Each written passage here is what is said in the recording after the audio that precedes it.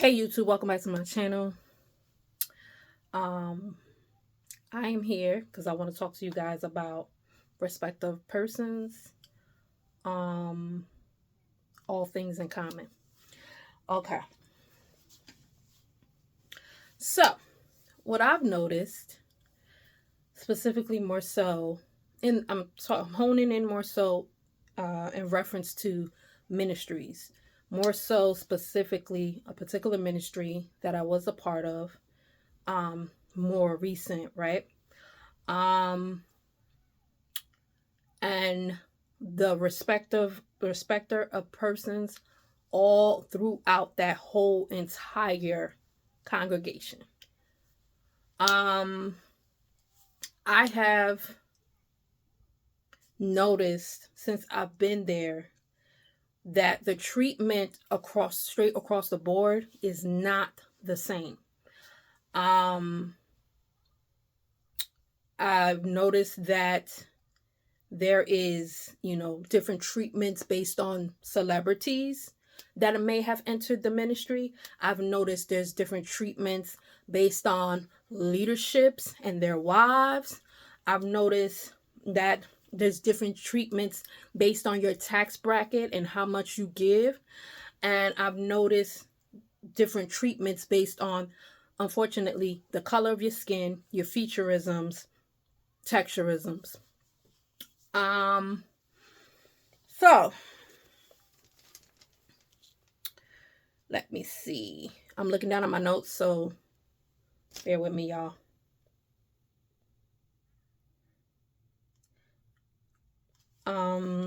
So yeah. So I don't know. One of the other things I've noticed is that there is so many sisters that came and left the ministry. There was one, but she's never been lived communal, and she never lived at the main hub, and she was never an offlander. She was out of state, going back and forth just for the feast days. And she spoke up and gave her testimony. There was a couple other sisters that gave their testimony, but to me, it just seems like they probably didn't really want to do it, but they were kind of, encouraged to do so. But even then, their videos are no longer on the internet for us to see potential souls heading towards that way. So another thing I've noticed is that sisters are not really allowed to speak up or speak out or voice their concerns or possibly issues or their experiences that they've been through. Basically, the best thing that they should do is just keep quiet, shut your mouth, don't say nothing, walk away quietly if you choose to walk away quietly. And if you do the opposite, then you're considered what? You're considered a Jezebel. Man, I could probably count on all my fingers and my toes how many times I done heard that word Jezebel being dragged through the mud, up and down and all around on the land from different brothers' mouths, so on and so forth. So yeah. And I didn't really, I just had questions. Let me put it like that. I had a lot of questions, but I couldn't always get the answers. And, okay. So let me give you, don't mind me if I'm all over the place, okay? Right. Because I'm not editing, I'm not doing all the edit and all of that. Listen, that's another thing. Listen, I ain't tech savvy. I know the basics. I don't know how to do all that jazzy stuff with the screen share and the putting up the scriptures behind. Do you see it? And y'all, I don't know how to do all of that. My stuff is straight old school, basic. Okay. Okay. So, yeah. Now, let me see. What I notice, and a lot of my experience is going to be mostly my interaction or experiences dealing with the sisters, because in that ministry, if you are a married woman or even if you're not married, it's basically you stick with the sisters. So although I have definitely observed a lot of things within the brothers, I had more hands-on interaction with the sisters. So most of my experiences or concerns is going to be in reference with the sisters.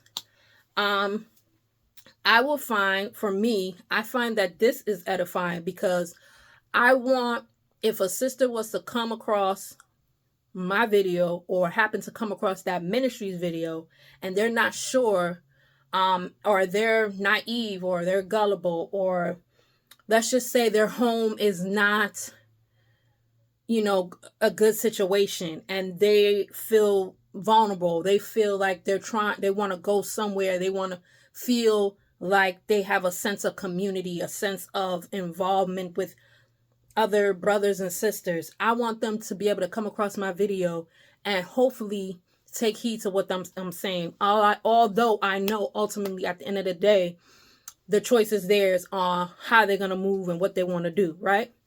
And they can never say they have never been warned or it's never been put out there, right? Okay.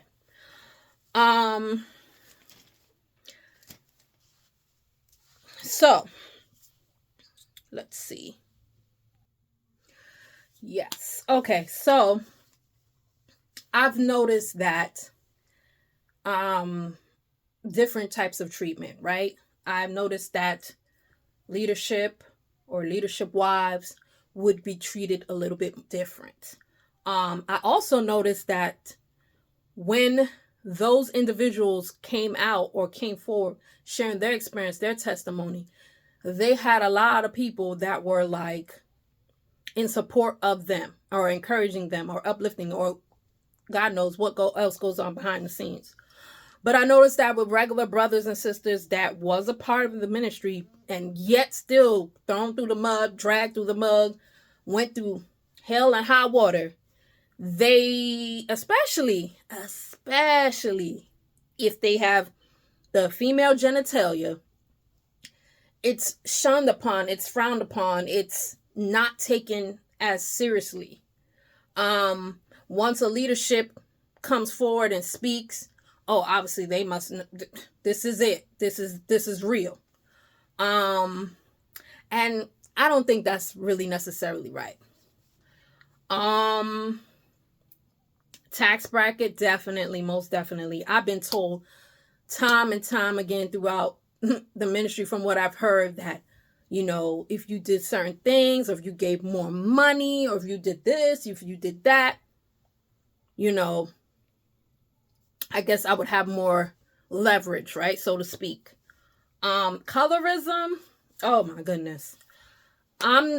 Listen, I will say this. I've noticed a trend. Now, am I saying it's every single brother? Nah. But I've definitely noticed, even down to like a lot of the marriages or the weddings or the people that's actually getting married, like a lot of the young girls that come up and they're legal. Now they're 18. It's like the high color ones are really pushed to go and marry or whatever. Versus the darker skinned sister. And you know what? Shout outs to you, Sister Tammy.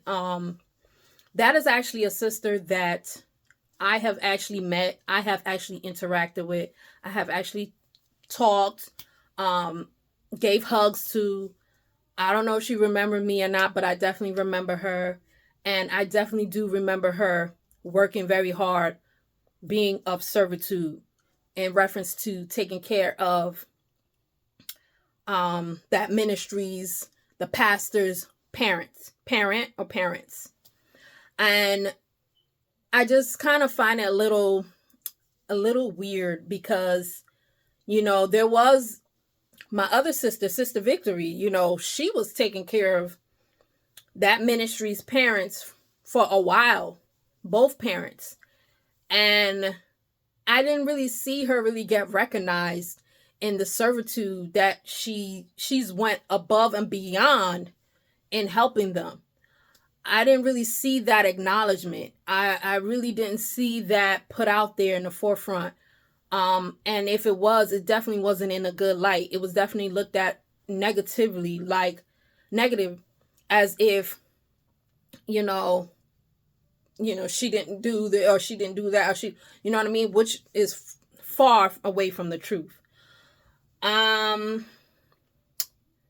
Let's see, Marco Polo. That's for another. Marco Polo. Whoo! Not here, not today. I've noticed that there was some sisters that they would only talk to you if you were good enough to be of some sort of servitude, or if they had to rebuke you, then they had a whole lot to say to you. Other than that, they don't want to say nothing to you. Not even necessarily a shalom. And I peeped that, you know what I'm saying? I did notice that. And I used to be like, wow, man, what is going on? Like, am I saying that the sisters are supposed to be perfect and straight across the board and not make any mistakes and don't have any issues? Nah. But it was just some things that was just like, wow, really? Let's see. I'm looking at my notes.